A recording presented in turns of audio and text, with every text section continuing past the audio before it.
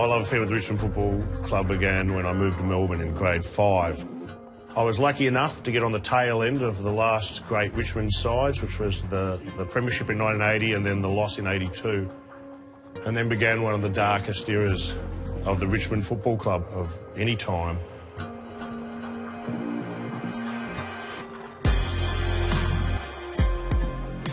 There wasn't a lot of reasons during that period to go to the football, apart from to watch the great number 12 for Richmond, Matthew Richardson, who, let's be honest, would give you your money's worth every time. Richard in the corner! Richard delivers! Richard's kicked a beauty! And Richard celebrates in great style. Yellow and black. He's Richmond royalty. He's a son of a former club champion, and we had high expectations, and they were met fairly quickly. He burst onto the scene, and he was brilliant. What a mark, Matthew Richardson! Wow! Oh, fantastic young talent.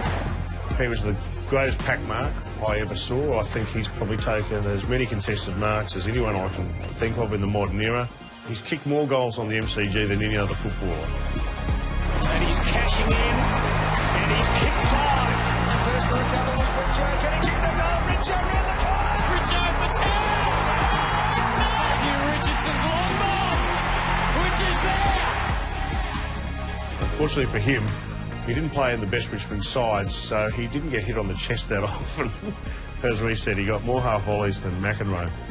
And let's just say he wasn't great at disguising his emotions.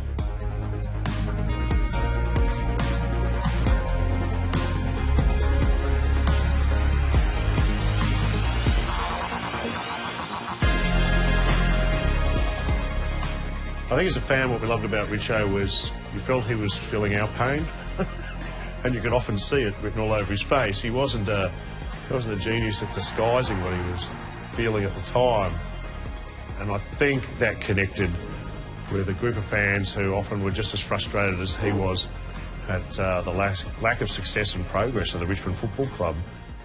Richmond, C. Newman, 3 marks. He nearly pinched a Brownlow, got so close, and you could just feel the energy in the room, and you could feel the love. If you still go to a club function today, since he retired, you'll always know where he is in the room, because the biggest bunch of people, the biggest melee will be surrounding Richo. He's still the most popular man at the Richmond Football Club. Richo in full flight was the greatest sight in modern football history for me, and in the early years, I think there was a period where he was maligned by other supporters, but I think by the end of it, they got it. Richardson, magnificent!